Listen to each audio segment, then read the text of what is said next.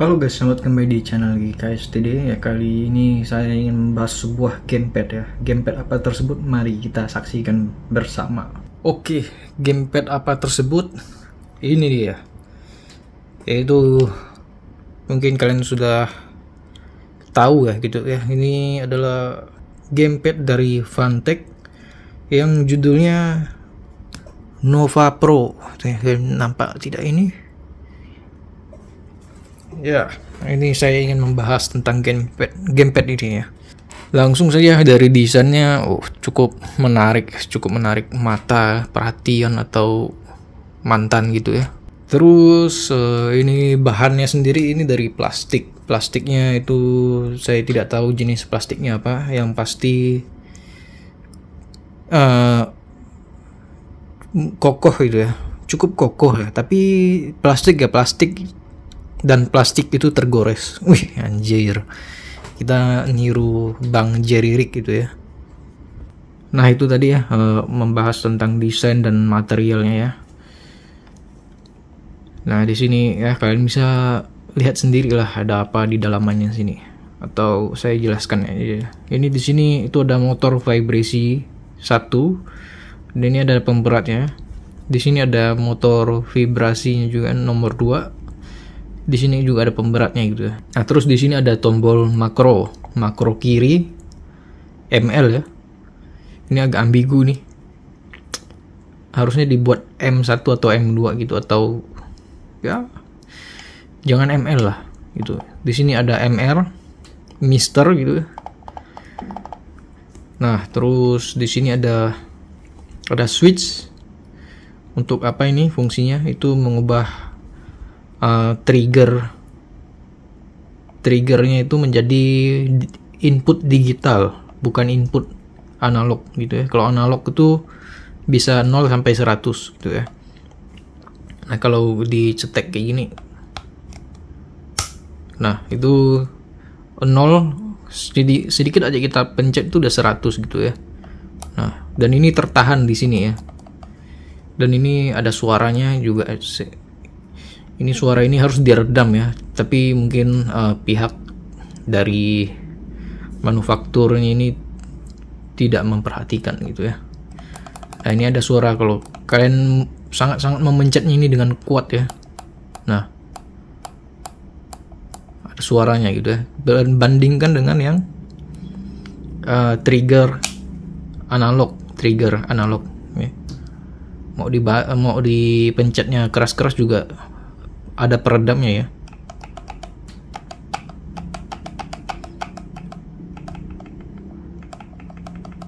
Nah, ada peredamnya ya.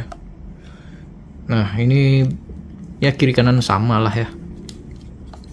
Terus di sini ada L1 R1 kalau layoutnya PS. Tidak fokus. Nah, gitu ya. Ini suaranya berisik sekali ya. Kalian bisa dengar gitu ya. Berisik gitu ya. Dan di sini ada tombol buat matikan ya. Ini khusus untuk mematikan saja. Kok ada berkedip-kedip tadi? Ada berkedip-kedip ya. Itu saya tidak tahu. Softwarenya kurang mantap ya. Kalau saya bilang ini software firmware-nya itu kurang mantap. Masih ada bug lah. Ini ada tombol makro ya. Suaranya itu empuk ya. Nampuk ya, tapi kalau kita coba dengan kasar gitu kayak gini,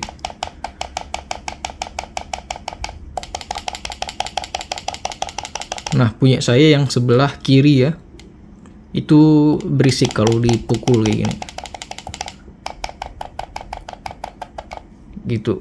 Tapi ya saya rasa nggak ada lah yang mainnya tuh sampai di keras-keras sekali pencet makronya. Dan kembali ke di sini ada touchpad, suaranya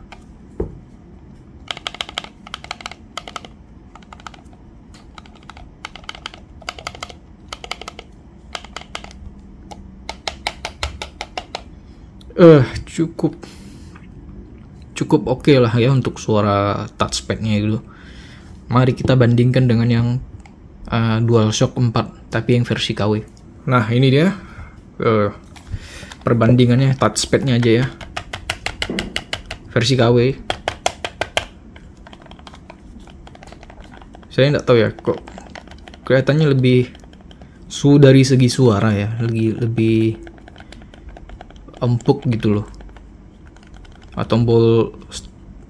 Tombol select dan startnya juga empuk nih yang KW ini, walaupun KW cukup lah ya. Nah, kalau yang ini tombol start selectnya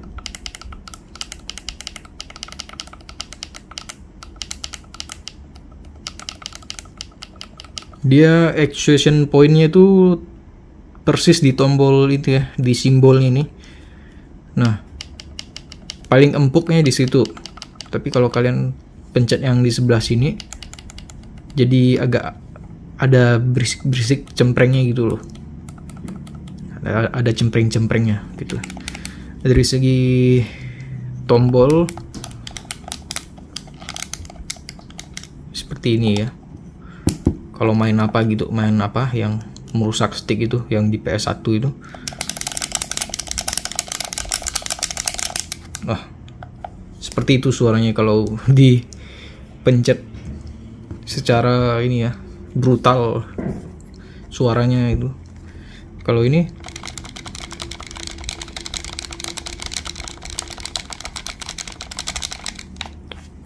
saya rasa suaranya lebih meredam yang di sini ya, yang di PS KW ini. KW. Dan untuk L3 R3 nya kita lihat yang di KW dulu ya.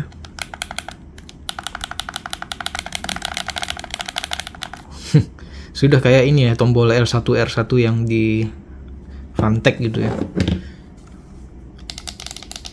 Nah, kita lihat lagi analognya di sini di Fantech Nova Pro.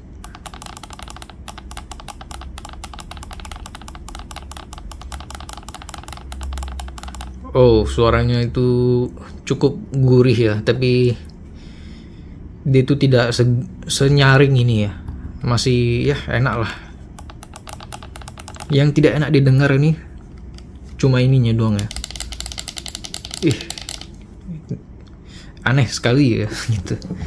Ngapa nggak pakai membran aja ya di L1 R1 nya gitu? Nggak masalah ya. Asal mudah di maintenance gitu. Nah, kita beralih ke sisi D-pad, direction padnya.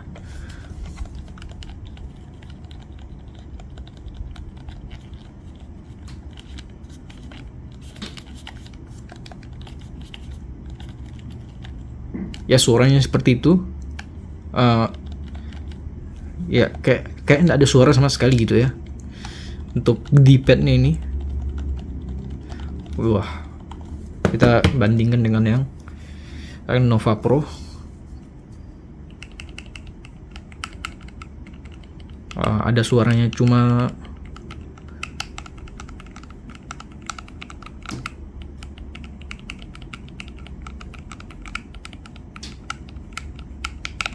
tidak terlalu mengganggu lah ya suaranya ya.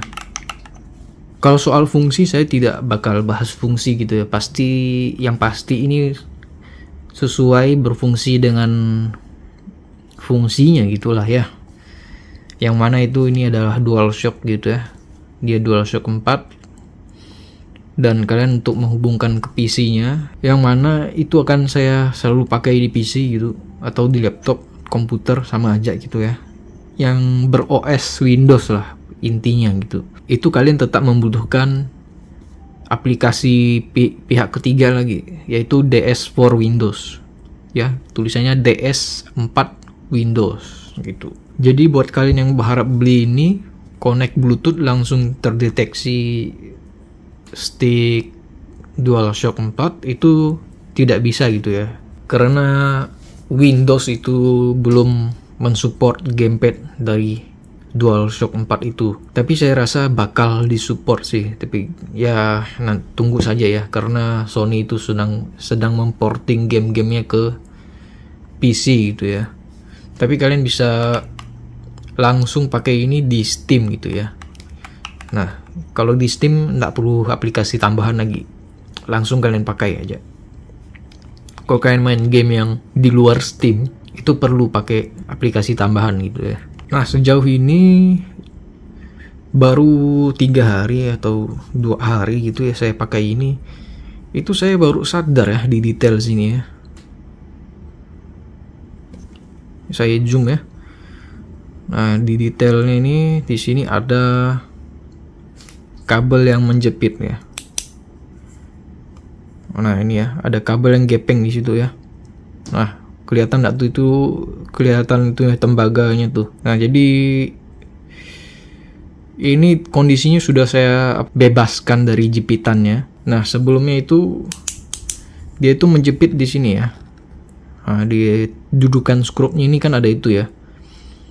Ada sedikit space tambahan. Nah, kabelnya ini nyempil di space tambahan tersebut. Jadinya kejepit.